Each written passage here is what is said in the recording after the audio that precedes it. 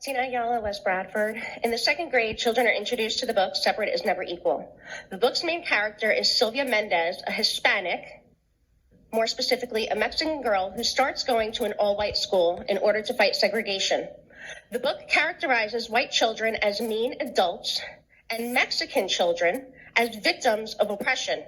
It shows a lot of racist behavior and is very focused on racial differences. The images are very degrading and stereotypes Mexicans. Images show Mexicans are inferior to whites in personal hygiene.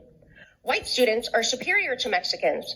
As a Hispanic myself, I would not want my children reading something like this or any other type of book that belittles minorities, whether Hispanic, Black, Asian, or what have you.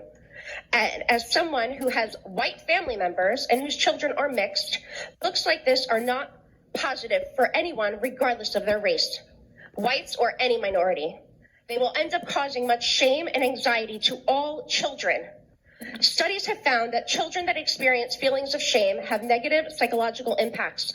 It has been documented in the Journal of Anxiety Disorders, showed evidence between the relationships of anxiety disorder systems. And I quote, internal shame seems especially relevant to both social anxiety disorder and generalized anxiety disorder symptoms. The Journal of Personality and Individual Differences, I quote, how individuals cope with feelings of shame, it is important predictive factor for depressive symptoms.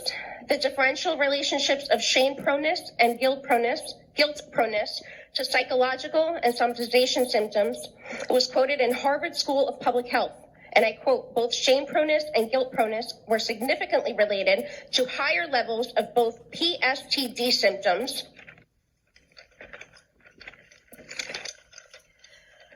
whereas only shame proneness was significantly related to higher levels of psychological symptoms. Thank you, Ms. Ayala. Thank you.